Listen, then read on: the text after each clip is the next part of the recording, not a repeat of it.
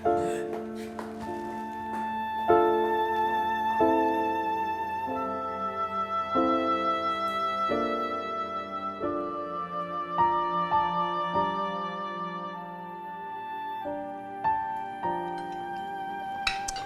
kukunin ako.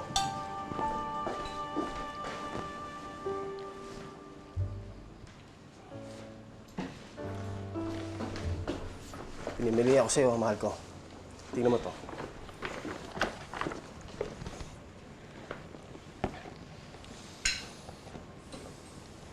Ay, ang ganda na naman ito. Pipili ba naman ako ng pangit para sa'yo, mahal ko? Ano ba yung maganda? Ang ganda ba? Oo, salamat. Pero, hindi lang ikaw ang binilang ko.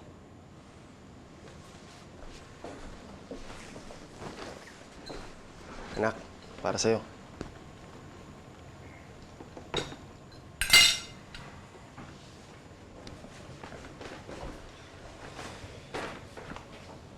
Hindi ko naman ho kailangan yan. Dito lang naman ako sa bahay eh.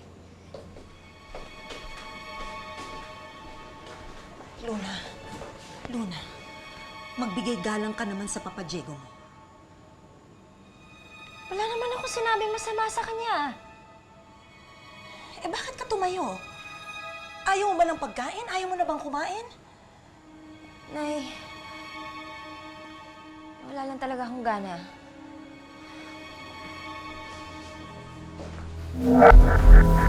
Kaya mo na sa akin, mahal ko. Umupo ko muna. Madami pa akong pinamili para sa'yo.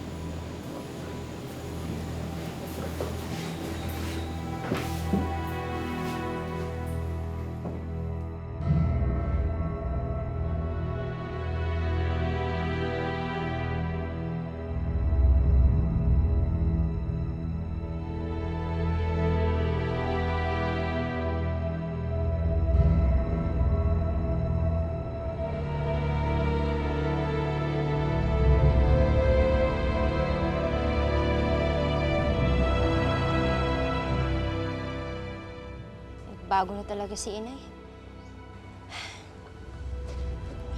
Ibang-iba na siya.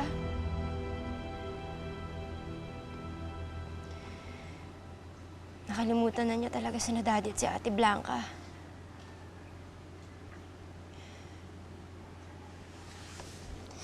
Mas mahalaga na si Mang Diego sa kanya kaysa sa amin.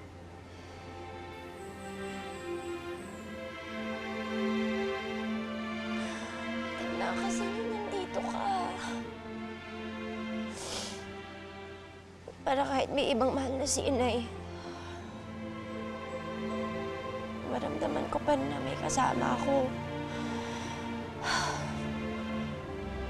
May nakikinig sa akin. At nagpapalakas na loob ko.